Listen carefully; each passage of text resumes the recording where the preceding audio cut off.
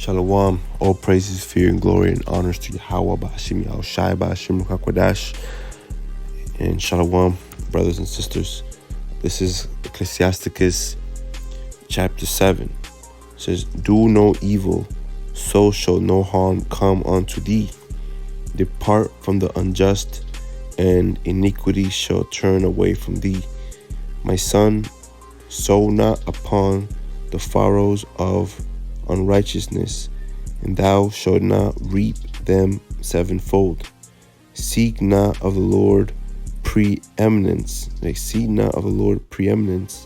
neither of the king the seat of honor. Justify not thyself before the Lord, and boast not of thy wisdom before the king." Right, because we are not walking after our own knowledge and understanding. We're not receiving wisdom from our own belief. We're getting it from the source of Yahweh Shai, the main source of everything and why it exists. It's verse 6. "Seek not to be judged, being not able to take away iniquity, lest at any time thou fear the person of the mighty, and lay a stumbling block in the way of thy uprightness. Offend not against the multitude of a city, and then thou shalt not cast thyself down among the people. Bind not one sin upon another, for in one thou shalt not be unpunished." It says, bind not one sin upon another, for in one thou shalt not be unpunished. Say not, power will look upon the multitude of my oblations, and when I offer to the Most High power, he will accept it. Right? Don't deceive yourself thinking that the Lord is not going to punish you. If you bind one sin with another, right, it's going to be multiple punishments. It's going to be brutal, right? So it says also in verse 9, say not, right? Don't think and don't say that the Lord is not going to see your wickedness, because he is. He clearly going to judge upon your works. And if your works is evil, even if you deceive many people, you won't ever deceive the Lord. Verse 10, "Be not faint-hearted when thou makest thy prayer, and neglect not to give alms. Laugh no man to scorn in the bitterness of his soul, for there is one which humbleth and exalteth. And devise not a lie against thy brother, neither do the like to thy friend. Use not to make any manner of lie, for the custom thereof is not good. Use not many words in a multitude of elders, and make not much babbling when thou prayest. Hate not laborious work, neither husbandry, which the Most High hath ordained." It says, "Number not thyself among the multitude of sinners, but remember that wrath will not tarry long."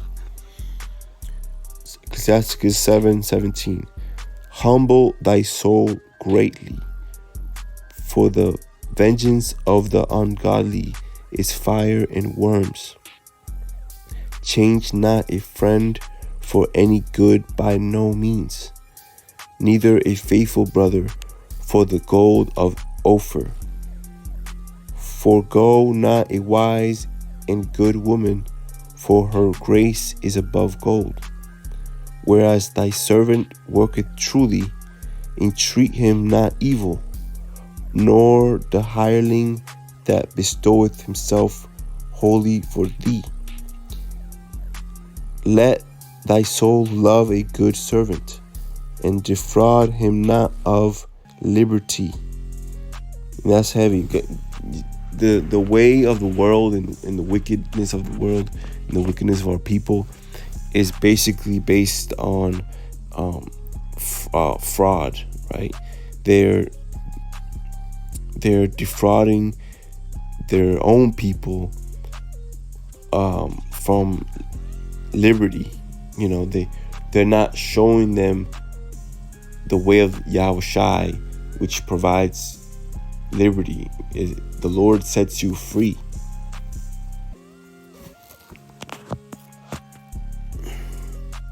And these false prophets, they're hirelings hired to tell you that you have no freedom when you actually do when you're with Yahushai.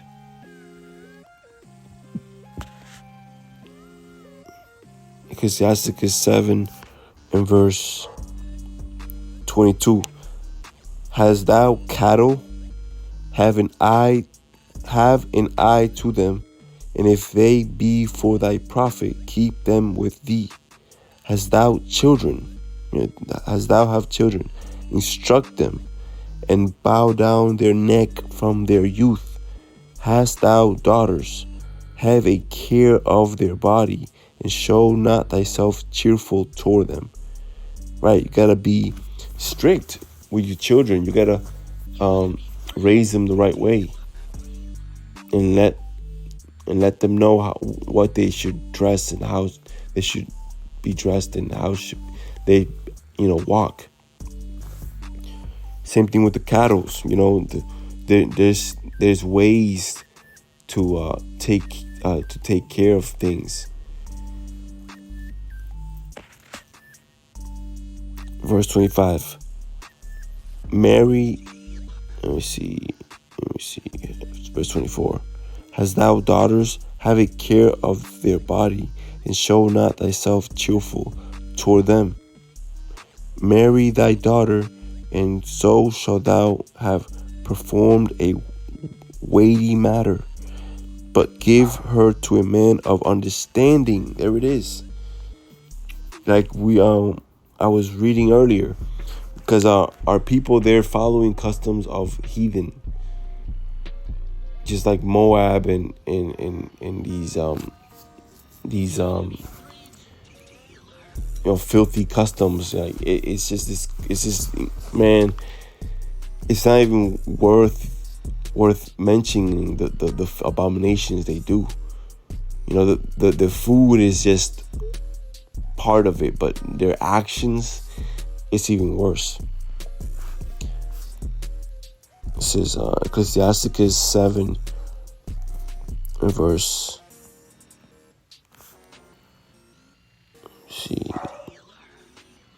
verse 26.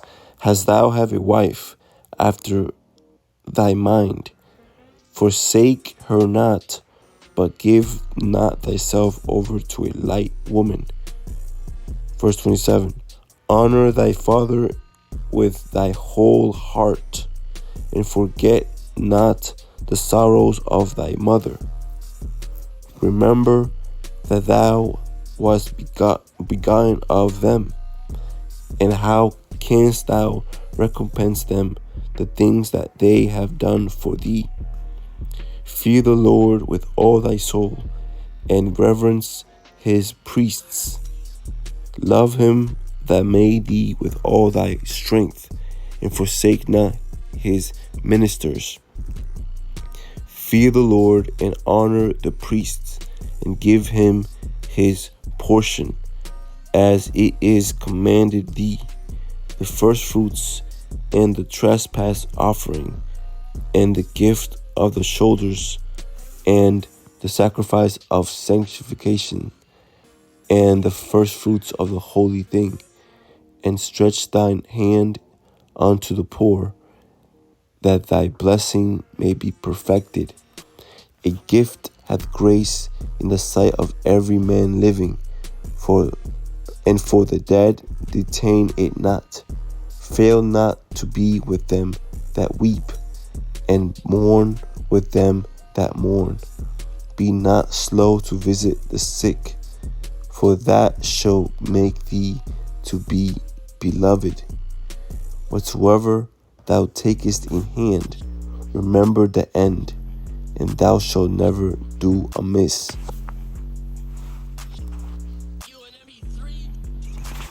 That's heavy. That's beautiful, man. And the Lord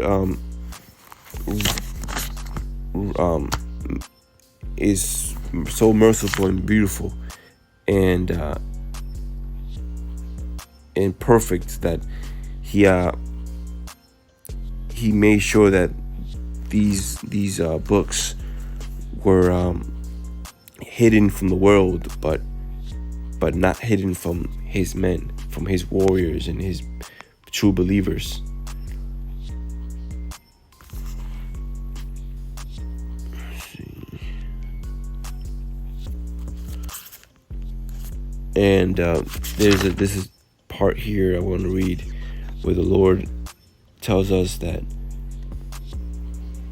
we are like the bees. You know, the bees are one of the smaller creatures that fly, but their fruit is actually the sweetest of all the fruits. You know, and but yet they're small, but they work together. They have to work together to build the beehive, and then collect, you know, what they need to make the honey. And then after that, they protect the beehive, you know, for all sort of intruders. And the honey is one of the most effective antibiotic. You know, you drinking it, or just, you know, rubbing it on injuries. So that honey represents the word of the Lord and the gospel, and the Lord is using us to provide it to the flock, provide it to our people, and to ourselves.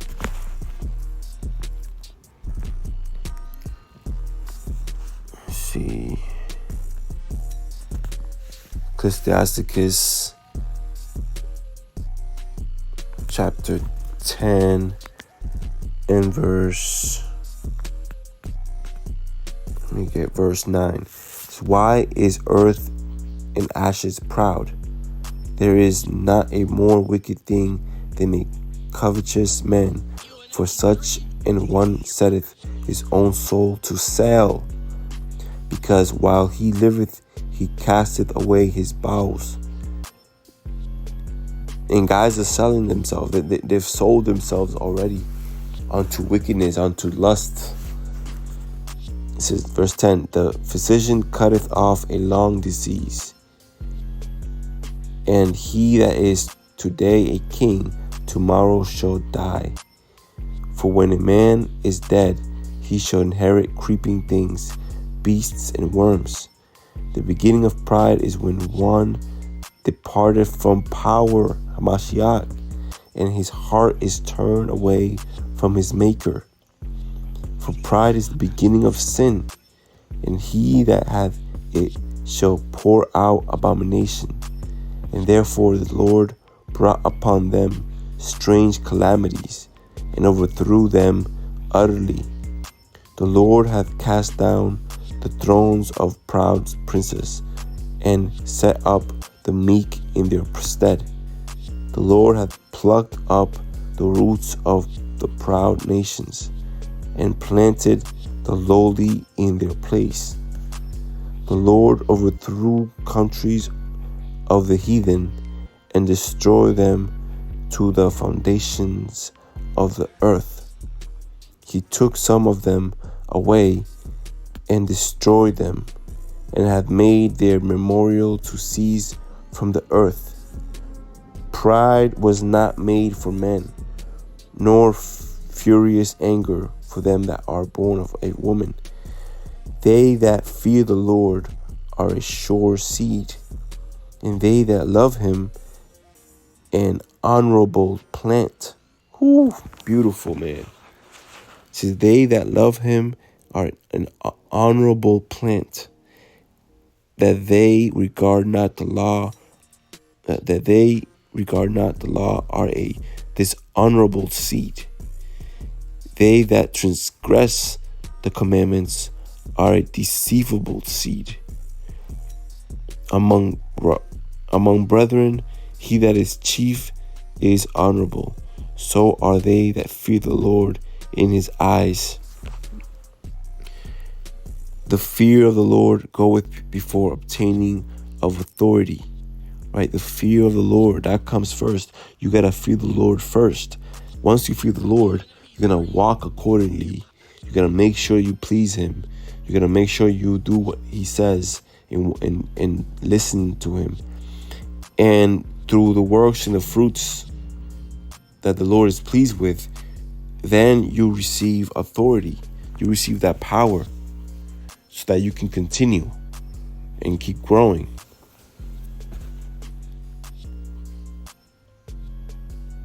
Let me read that again.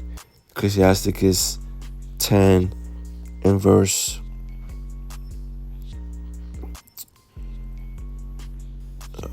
23. No, verse 21. It says, the fear of the Lord goeth before the obtaining of authority, but roughness and pride is the losing thereof. Whether he be rich, noble, or poor, their glory is the fear of the Lord. It is not meet to despise the poor man that hath understanding, neither it is convenient to magnify a sinful man. Great men and judges and potentates shall be honored, yet is there none of them greater than he that feareth the Lord? Right? No, there's no one better than someone that actually truly fears the Lord and makes sure that, he is pleasing the Lord and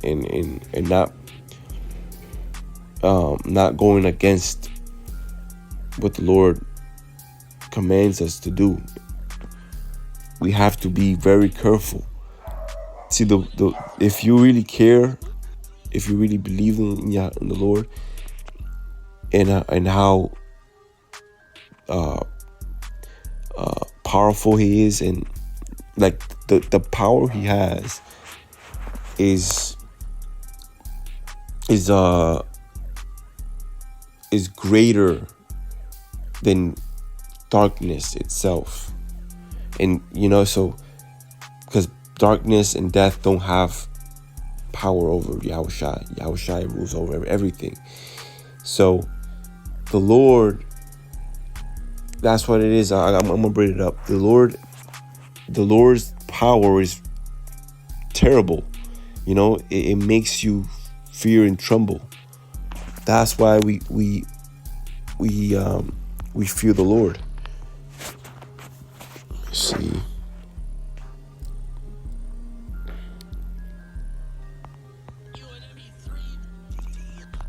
That's what the Lord is terrorizing this world. These people are full of fear and terrorized because they're not covered by the Lord.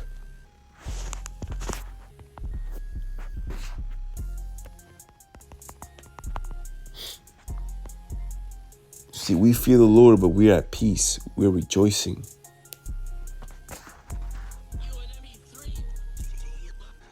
Right. Ecclesiasticus 43:29. It says, the Lord is terrible and very great. It's referring to that power. And marvelous is his power. There it is. And marvelous is his power. It makes you marvel. This is where everything comes from. It comes from the Lord. The Lord can make something fall or rise up, because he's in control of all things. The Lord is the one that makes these heathen not follow him. You see, it's heavy like that. It's his power, and if that's why we don't take it lightly when we actually love doing this and worshiping the Lord. It's not a light thing. It's a marvelous thing. There's power. There's power through that process.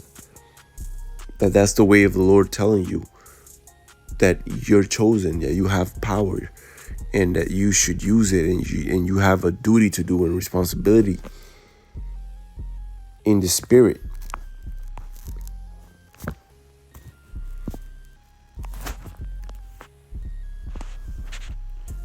Ecclesiastes 10 verse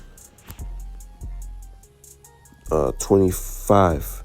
Unto the servant that is wise shall they that are free do service, and he that hath knowledge will not grudge when he is reformed. See that? You should not have any type of grudge when you are being rebuked.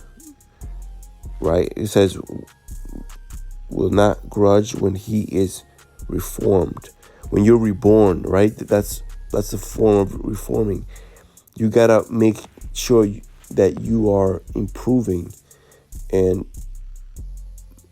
that's what true brothers do. They make sure that you improve, but also they make sure that they themselves improve also.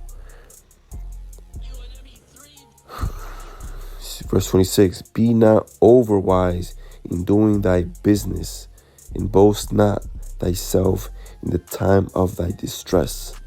Better is he that laboreth and aboundeth in all things, than he that boasteth himself and wanteth bread. My son, glorify thy soul in meekness. We glorify our soul in Yahushai, because he's the King of Kings. He's the one that's giving us life and instructions and directions. He says, my son, glorify thy soul in meekness, and give it honor according to the dignity thereof. Who will justify him that sinneth against his own soul? Who will honor him and who will honor him that dishonoreth his own life? The poor man is honored for his skill, and the rich man is honored for his riches. He that is honored in poverty, how much more in riches? And he that is dishonored or dishonorable in riches, how much more in poverty? It's heavy, man. That's heavy, man. That's beautiful. That's marvelous. And we are being honored by the Lord. Although we are in poverty, right? The Lord is honoring us more in riches. You see, but these false prophets and famous people and sellouts and hirelings, they're stacking up their sellout money, their vanities, right? But it says that they are dishonorable in the riches. They're not gonna get true riches from the Lord, because they're dishonored from that. The Lord is a balance. He's a just power. He's not ignorant. He doesn't turn a blind eye. He doesn't have a blind eye. He actually is the one that makes you see. He made us see. We're not blind. We can see clearly.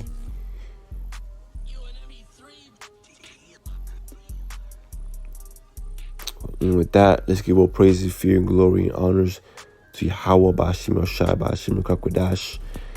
And remember that the Lord is stacking riches for us in the kingdom. And the kingdom is within you. That means that it's closer than you think. Everything that's happening around the world, like if you focus, like people don't even believe half of what's going on, but it's happening. They want to turn a blind eye. They want to pretend like they can't see, but they know it's there. The Lord is doing marvelous works. It's marvelous. The world is marveling at it. They can't believe it. They're surprised. They're shocked because the power is so powerful, and it makes the world tremble. So just know that we just have to continue working and continue feeding the sheep, continue feeding our people and yourself too. Make sure that you eat well of the Lord's meat, of the Lord's edification, so that you can continue enduring and continue standing. Again, the Lord called us an honourable plant. We've grown from the seed to a plant.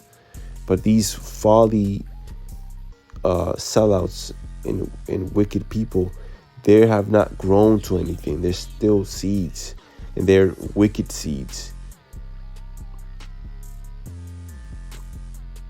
So let me see if I find that again real quick. I want to get that up.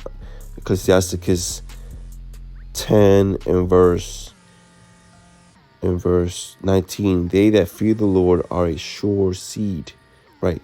So sure seed, right? That's what we are. And they that love him, an honorable plant, right? So we start from being a sure seed, meaning that's for sure is gonna grow, right? Because they fears the Lord. Then you grow into an honorable plant. The Lord honors you for the fruits that you're bearing. So they that regard not the law are a dishonorable seed, right? They're seeds. They don't get to grow, right? They don't get to grow into an honorable plant because they don't even get to provide. They don't get to receive, the nutrients, the edification, the gospel, and they don't have no intentions of bearing good fruit. So the Lord is making sure that they wither away. This is verse 19, right? Okay. So they that transgress the commandments are a deceivable seed. Right? So with that, let's give all praises, fear, and glory and honor to Yahweh, Bashim Yoshai, Bashim Kakwadash, Baba to this wicked time and wicked people, and shalom and peace and salvation unto you, brothers and sisters. Shalom.